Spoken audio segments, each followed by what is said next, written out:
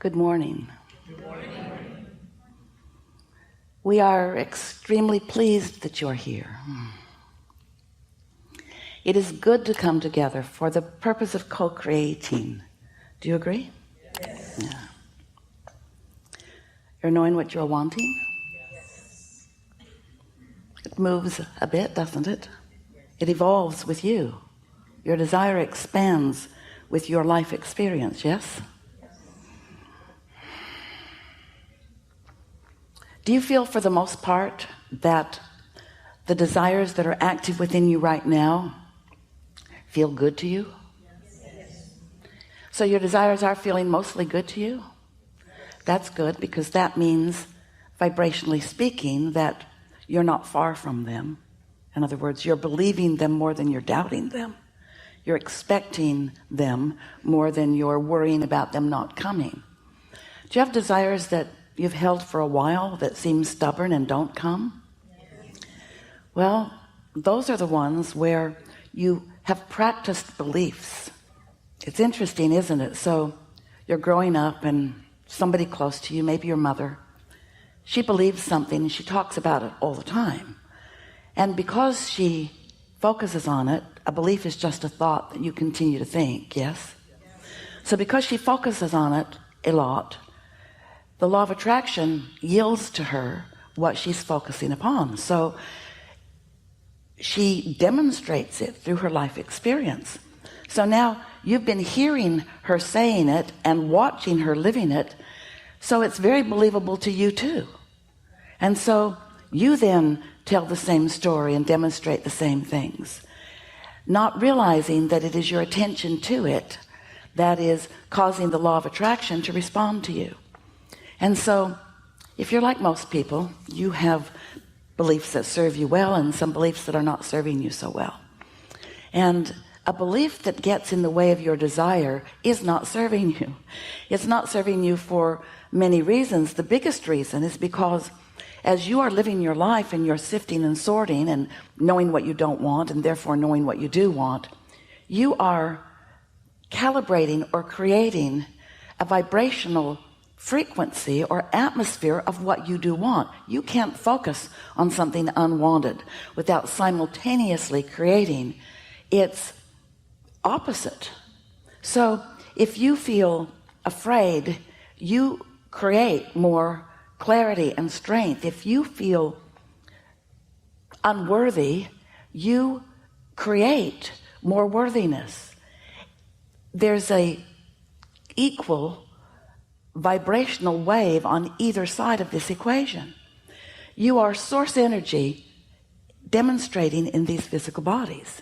You are an extension of source energy, and you came into this environment, this balanced, glorious, diverse, contrasting environment, so that you as a magnificent creator could evaluate from your important and personal point of view, so that you could acknowledge what is not pleasing to you, and in the same moment you would begin acknowledging what would please you. But the thing is, with you and your physical perspective, when you are really aware of what you don't want, you are so aware of what you do not want that you're not aware of the other side of that equation.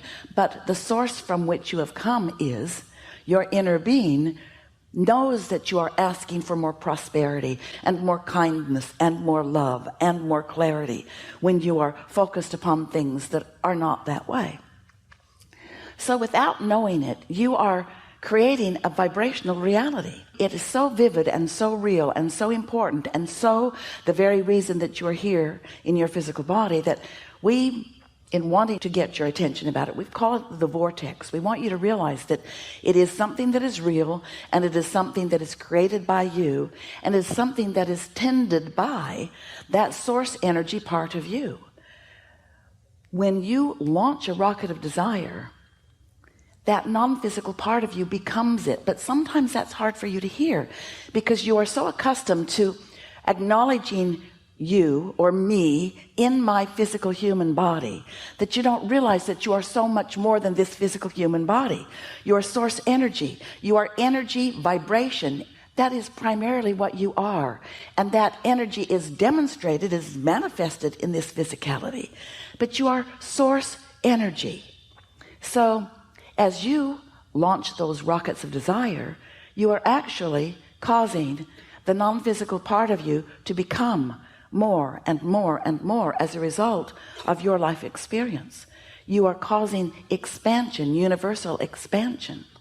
And the thing about your inner being that we really want you to remember is that your inner being is so source energy oriented, never focused lackfully or hatefully, only in love and clarity, that if you find yourself, and sometimes it just feels impossible for you to feel otherwise, when you're focused upon something that you really do not want or really do not like, your inner being does not go there with you.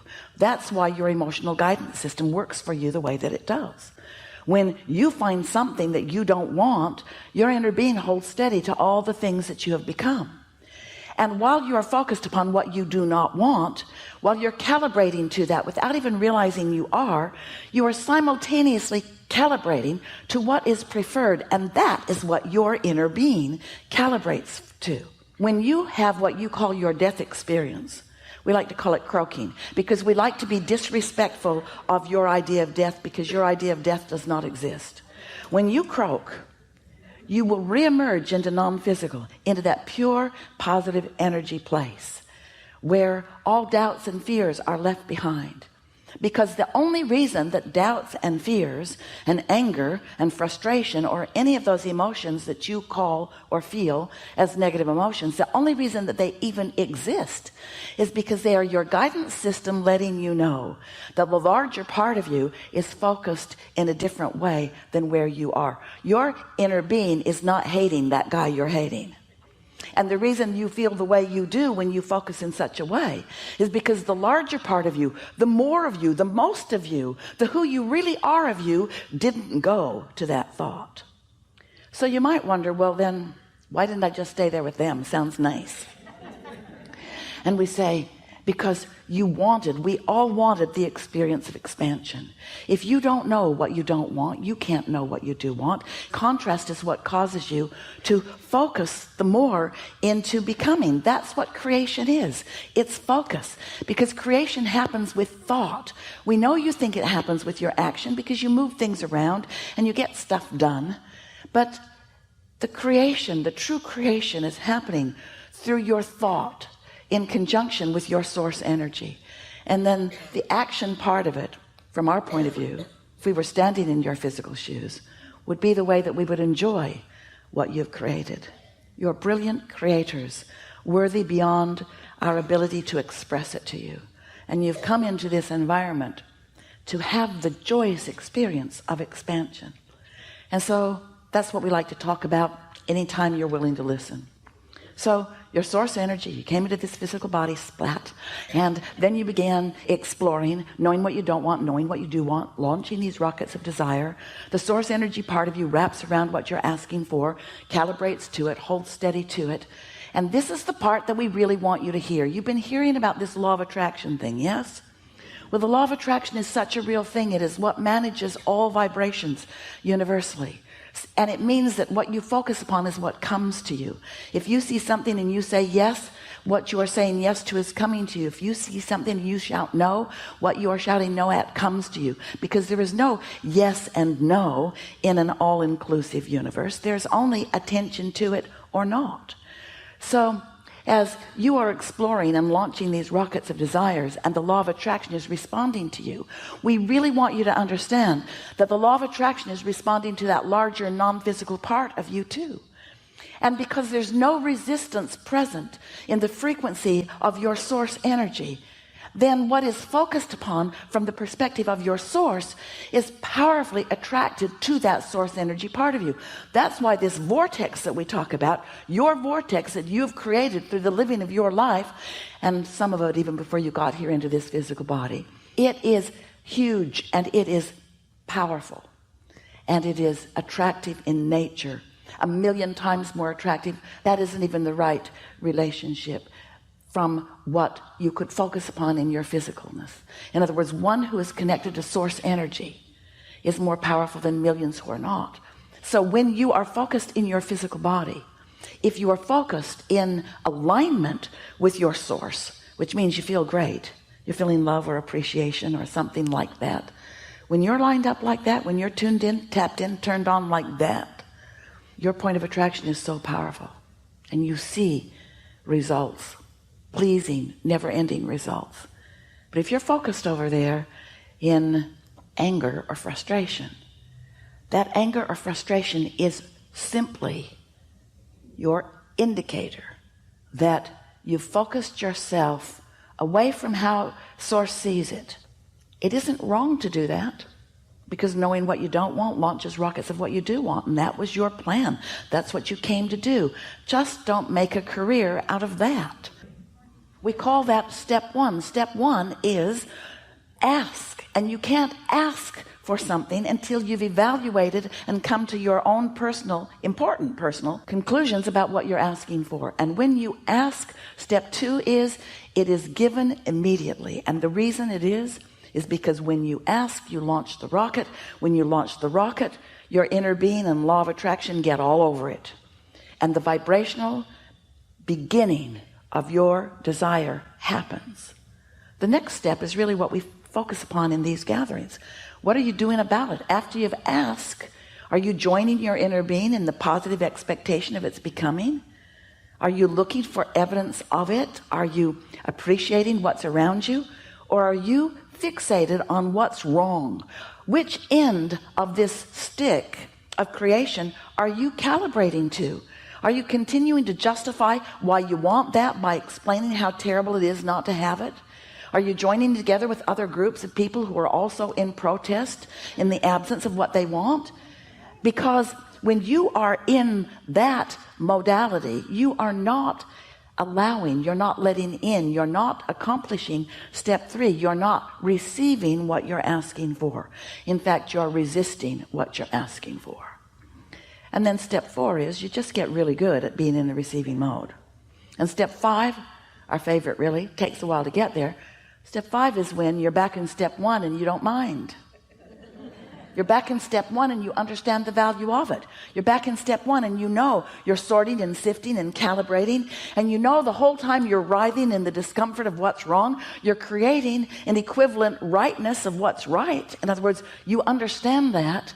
And once you get the hang of this, once you are willing to acknowledge that feeling good is a good thing for you, once you acknowledge that your inner being is always aware of you, never apart from you, always rooting for you, aware of every engagement you have with every thought, word, or deed, aware of you, always aware of you, and while aware of you, having thoughts about you, pure, positive thoughts about you, thoughts of expectation, thoughts of success, thoughts of adoration, thoughts of your worthiness, thoughts of thankfulness for you playing your role in the expansion of the universe.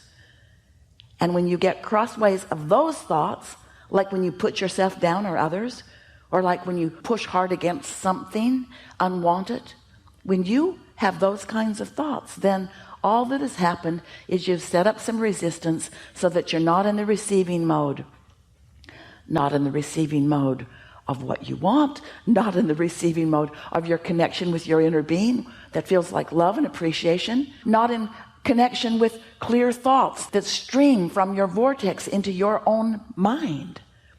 When you have resistance, you block the stream that's flowing to you. You block the good ideas. Your inner being knows where you stand in relationship to everything you desire, and it's constantly streaming awareness of how to get there. But if you're all balled up in what's wrong, you're not getting any of those messages. But it doesn't stop the messages. That's the thing that we most want you to understand.